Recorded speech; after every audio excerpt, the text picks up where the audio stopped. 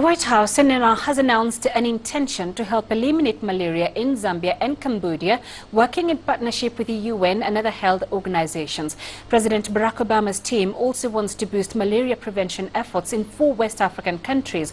This ambition is being fueled by a proposed $874 million per year budget proposal. From Washington, Daniel Branches reports.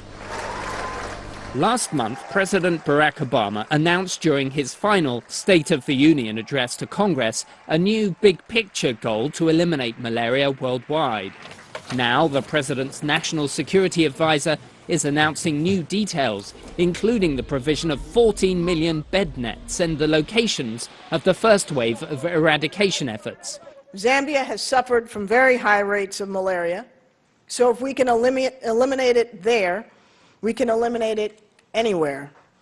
And because Cambodia is the geographic epicenter of emerging drug resistance, ridding it of malaria would minimize the threat of drug-resistant malaria elsewhere. Susan Rice is urging the U.S. Congress to provide $200 million a year in additional funding for the president's malaria initiative. With a total budget of $874 million, this money will also introduce new eradication programs in Sierra Leone, Côte d'Ivoire and Cameroon, and expand efforts in Burkina Faso.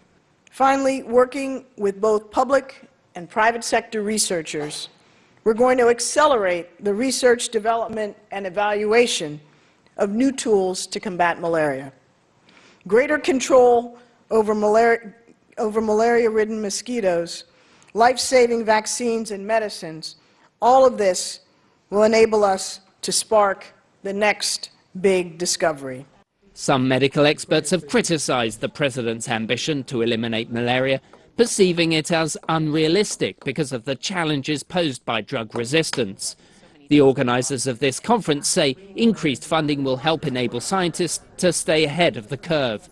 The malaria parasite evolves extremely quickly, and so do mosquitoes. So the science has to keep ahead of both of those developments as they occur. So it is a bit of a race to make sure that we have the kinds of commodities that are needed to be able to fight both the mosquito and the parasite, both insecticides and drugs.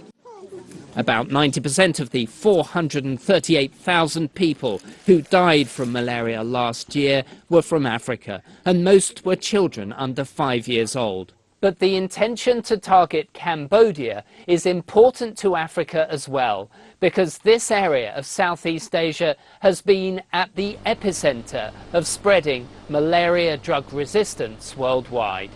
Daniel Wrenches, CCTV, Washington.